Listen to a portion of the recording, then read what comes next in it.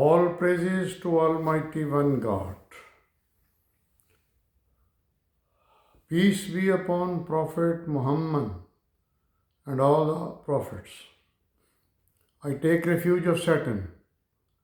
I start with the name of Allah, who is most merciful and beneficent. My name is Dr. Abu Abdullah. We are learning last revelation, which is revealed more than 1400 years ago and is unchanged because Allah is protecting Himself, His book. We were studying chapter or surah Annaziat 79. We did the summary of Annaziat and now we start verses. By those angels who violently pull out the soul of the wrongdoers, by those who gently draw out the souls of the righteous, by those who glide about swiftly through space and race each other in a race to carry out commands of Allah, and those who regulate the affairs of the world by Allah's command. The day on which the quack shall cause a violent commotion, which will be followed by another violent commotion. On the day some hearts shall be pounding with terror, and their signs shall be downcast. The unbelievers say, shall we really be restored to our former state life when we shall have become decaying bones? They further say it would then be a fruitless restoration. They should know that it shall be only a single shout, and they will be back to the life in open plains. These are the verses 1 to 14, and here Allah is describing death, day of resurrection, and life after death. We continue. Have you heard the story of Moses when his Rabb, God, called him in the sacred valley of Toa and said, go to Pharaoh, for he has indeed transgressed all bounds. And tell him, have you the desire to purify yourself? If so, I shall guide you towards your Rabb God, so that you may fear him. Then Musa showed Pharaoh the mighty sign, but he denied and disobeyed. Then he quickly turned back, assembled his people, and made a proclamation, I am your Lord, the Most High. Consequently, Allah seized him for punishment both in the hereafter and in this life. Surely, in this there is a lesson for those who fear Allah. These are the verses 15 to 26. And here Allah is describing the story of Musa when he called Pharaoh to his Rabb God. He denied Allah and was seized for punishment.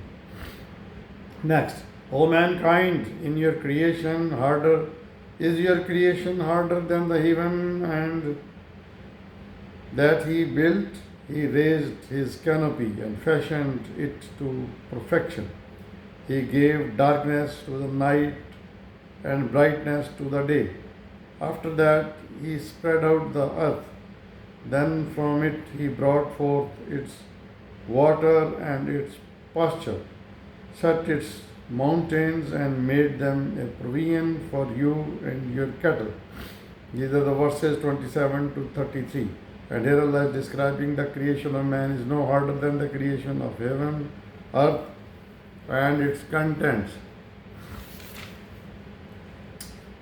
Next, when the great disaster will strike, the day when man will call to mind all that he had strived for, when hell shall be placed in full view of all. Then he who had rebelled and preferred the life of this world shall have his abode in hell. But he who had feared standing before his Rabb God and curbed his evil desire shall have his home in paradise. They ask you about the hour when it will come, means day of judgment.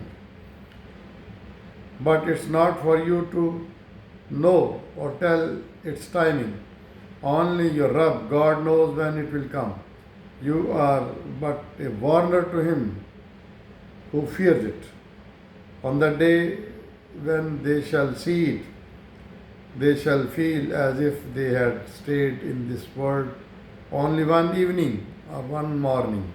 These are the verse 34 to 46. And there is the punishment and reward, describe punishment and reward on the day of judgment. Now we move to next chapter of Surah, Abasa. The commentators and traditionalists are unanimous in pointing out that the revelation of the surah was during Makkah.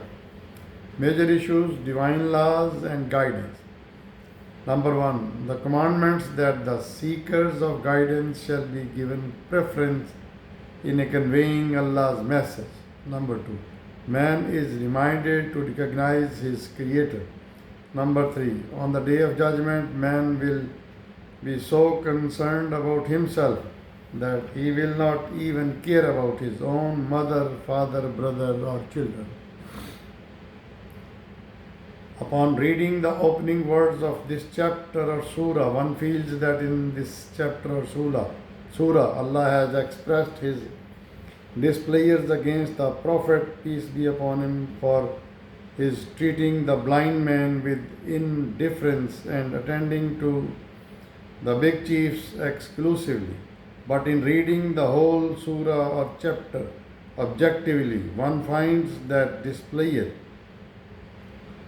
in fact, is expressed against the disbelieving Quraysh, who, because of their arrogant attitude and indifference, were rejecting the message of truth with contempt.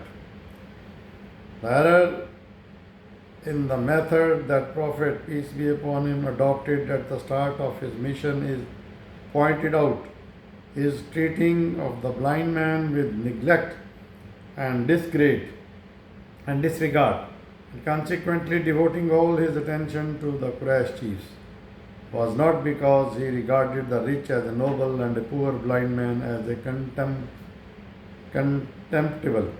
Naturally, when a caller on the truth embarks on the missions of conveying his message to people, he wants the most influential people of the society to accept the message so that his task may become easier.